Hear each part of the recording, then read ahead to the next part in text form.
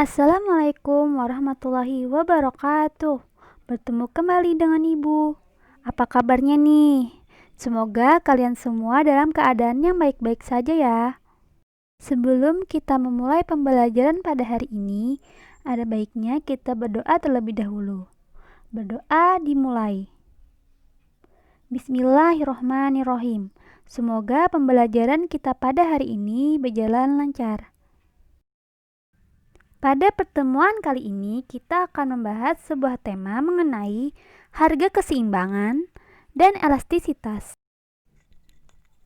Tujuan dari pembelajaran hari ini, yang pertama, kita dapat menentukan harga keseimbangan. Kedua, kita bisa menentukan pengertian, macam-macam, dan faktor-faktor yang mempengaruhi elastisitas.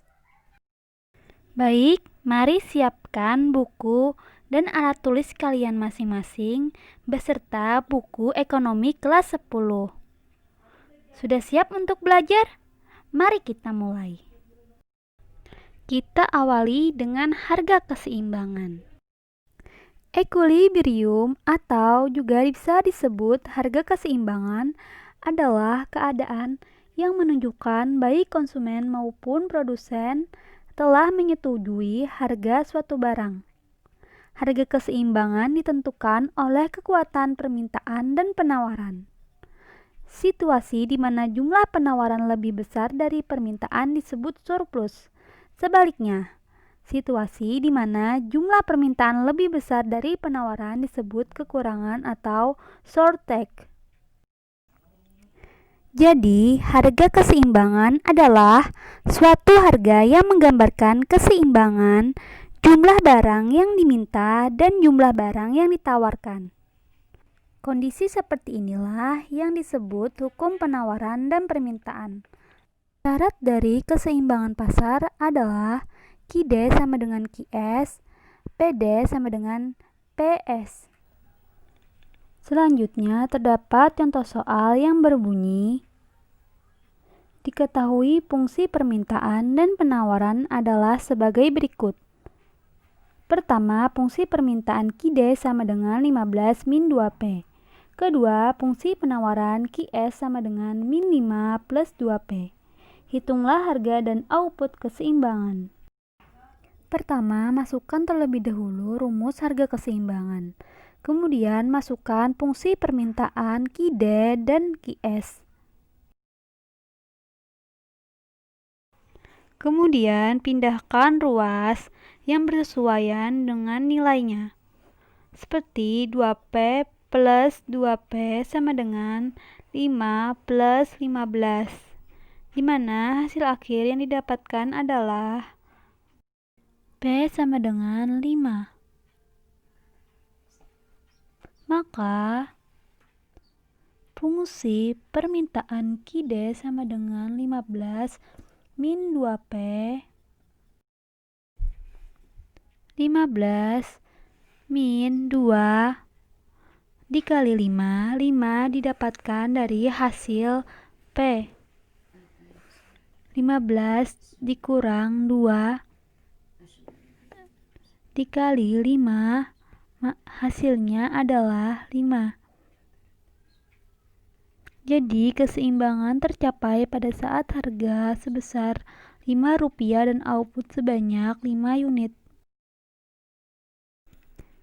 Bila ditunjukkan dalam bentuk kurva, maka harga keseimbangan merupakan perpotongan antara kurva permintaan dan kurva penawaran.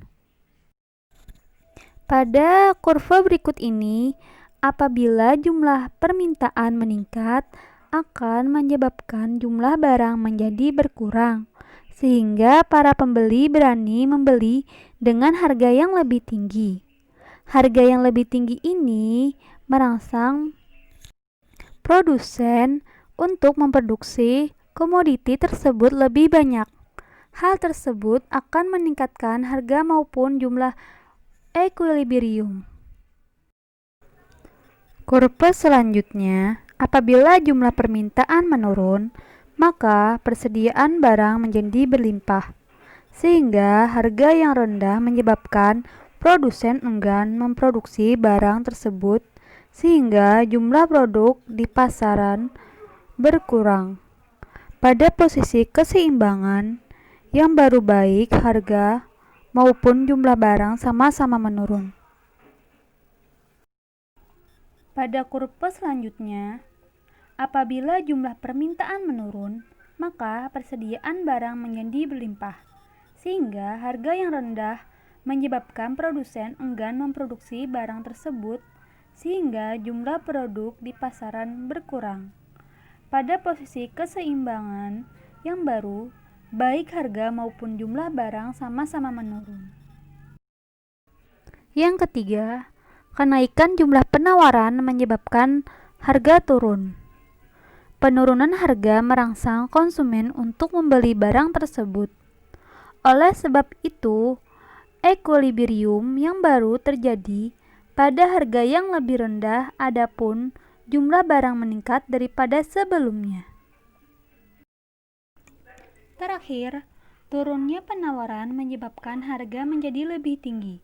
Dampak dari kenaikan harga tersebut menyebabkan jumlah barang yang diminta berkurang, sehingga equilibrium yang baru terjadi pada harga yang lebih tinggi, adapun jumlah barang lebih rendah. Poin selanjutnya membahas mengenai elastisitas. Elastisitas dapat diartikan sebagai tingkat kepekaan perubahan kuantitas suatu barang yang disebabkan oleh adanya perubahan faktor-faktor lain.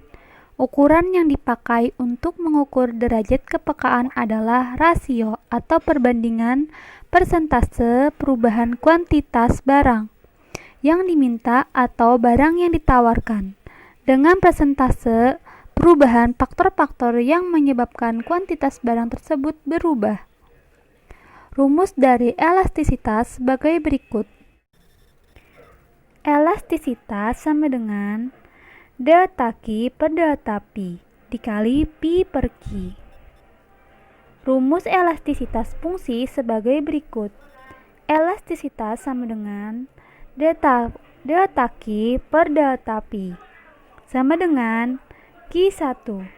Q1 sama dengan turunan dari Q. Macam-macam elastisitas. Pertama, ada elastisitas harga, adalah ukuran seberapa besar perubahan jumlah barang yang diminta dari suatu barang merespon perubahan harga barang tersebut. Elastisitas harga terbagi menjadi dua, yaitu elastisitas permintaan dan elastisitas penawaran. Elastisitas yang kedua yaitu elastisitas silang, membahas perbandingan atau resiko persentase perubahan kuantitas suatu barang yang diminta atau yang ditawarkan dengan persentase perubahan harga barang lain. Ketiga, elastisitas pendapatan, membahas perbandingan atau rasio persentase perubahan kuantitas suatu barang yang diminta atau yang ditawarkan dengan persentase perubahan pendapatan. Selanjutnya, jenis-jenis elastisitas permintaan. Yang pertama itu elastis. Suatu barang dikatakan elastis jika nilai elastisitasnya lebih dari 1. Barang-barang yang biasanya terkategori elastis itu barang-barang yang bersifat substitusi ataupun barang yang bersifat komplementer. Juga barang-barang yang masuk kategori barang sekunder dan barang tersier itu biasanya juga bersifat elastis. Nah, yang kedua yaitu elastis sempurna, yaitu suatu barang bisa disebut elastis sempurna jika nilai elastisitasnya tak terhingga, yaitu dengan jumlah tetap dan jumlah yang diminta berubah. Barang-barang yang terkategori elastis sempurna itu seperti bensin dan BBM. Harga BBM itu kan relatif sama di semua pom bensin. Hal tersebut menyebabkan harganya relatif tidak berubah dalam jangka waktu yang lama, tetapi jumlah permintaannya itu selalu bertambah. Jadi, harga tetap sama dan jumlah permintaan selalu meningkat merupakan elastis sempurna. Ketiga, inelastis. Barang yang dikategorikan inelastis jika nilai elastisitasnya kurang dari 1. Barang yang terkategorikan inelastis itu seperti barang pokok kayak beras, jagung, telur. Selanjutnya yang keempat, inelastis sempurna. Suatu barang dikatakan inelastis sempurna jika nilai elastisitasnya sama dengan 0. Bentuk kurvanya ini agak vertikal seperti ini. Kenapa? Karena jumlah pemakaiannya itu tetap walaupun harganya itu naik atau turun. Barang yang terkategori inelastis sempurna itu biasanya barang-barang yang murah seperti garam, merica, dan ketumbar. Dan yang terakhir, elastis uniter. Suatu barang dikatakan elastis uniter jika nilai elastisitasnya sama dengan 1. Permintaan ini biasanya terjadi pada berbagai macam barang pada saat tertentu saja ataupun secara kebetulan. Selanjutnya, jenis-jenis elastisitas penawaran. Yang pertama itu ada penawaran inelastis sempurna. Penawaran inelastis sempurna terjadi jika tidak ada perubahan jumlah yang ditawarkan meskipun ada perubahan harga. Seperti QS sama dengan 0 meskipun P ada. Nah, yang kedua itu ada inelastis. Penawaran inelastis terjadi jika persentase perubahan jumlah yang ditawarkan relatif lebih kecil dibanding persentase perubahan harga. Nah, yang ketiga itu uniter. Penawaran uniter terjadi jika persentase perubahan jumlah yang ditawarkan sama dengan persentase perubahan harga. Nah, yang keempat, elastis. Penawaran elastis jika persentase perubahan jumlah yang ditawarkan relatif lebih besar dari persentase perubahan harga. Dan yang terakhir, elastis sempurna. Penawaran elastis sempurna terjadi jika pada saat harga tertentu jumlah barang yang ditawarkan tidak terbatas.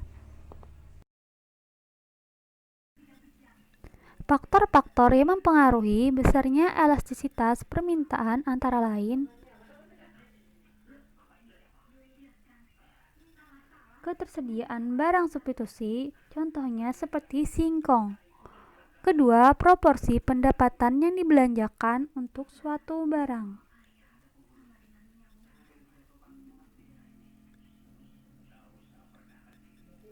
Ketiga, kategori barang. Contohnya seperti kebutuhan pokok dan kebutuhan mewah. Dan terakhir, keberagaman penggunaan barang. Selanjutnya, faktor-faktor yang mempengaruhi besarnya elastisitas penawaran antara lain waktu yang dibutuhkan untuk berproduksi. Kedua, daya tahan barang.